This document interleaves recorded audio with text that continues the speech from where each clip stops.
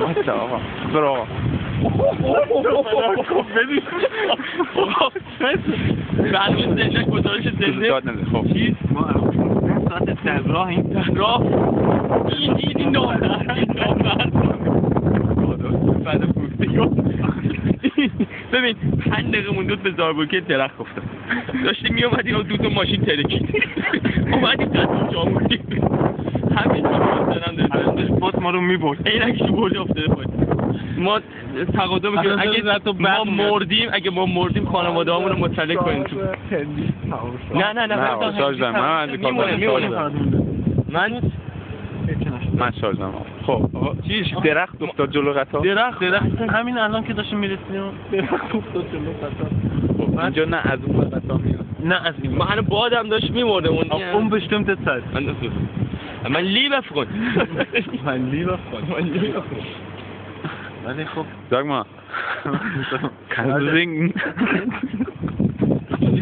ja این آخرش دیگه بعد چند یاد بعد چیز کنه که این موبایل پیدا کرد ما داره من خانواده‌ام من درودی هستم عضو بسیج فعال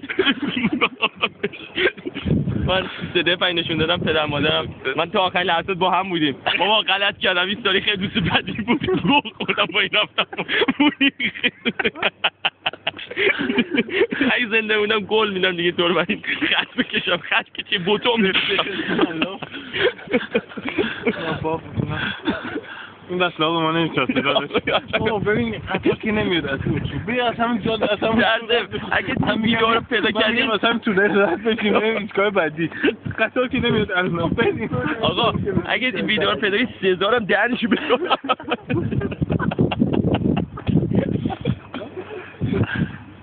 انصاری شما بگو ببینم تا موتور سوزونده بودی تو زندگی به موتور سوزی هم افتادی موتور نسوخ روز خوش توضیح بده چی شد لوکوموتیو دود میداد چیز بود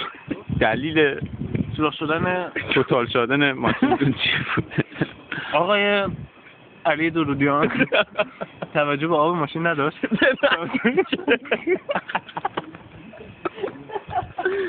واقعا آب نداشت ماشین دیگه چی میخواد جاکش همینه کرد ولی همه اینا ببین دهنت سرویس البرز چونت پاره بود هر یه دقیقه حتی 15 ضربه شلاق میکنه خوشحالم که فهمیدین که این ویدیو فقط واسه البرز نشستی خونه کلیک میکنی حوادثها حالا حالت میاد هر چقدر بدتر میشه چی البرز بیشتر همه میرن فقط ما میمونیم اینجا ببینیم بعد تازه خدا شروع میکنه خواهر ما رو بگن سنگ برم دیم میکنی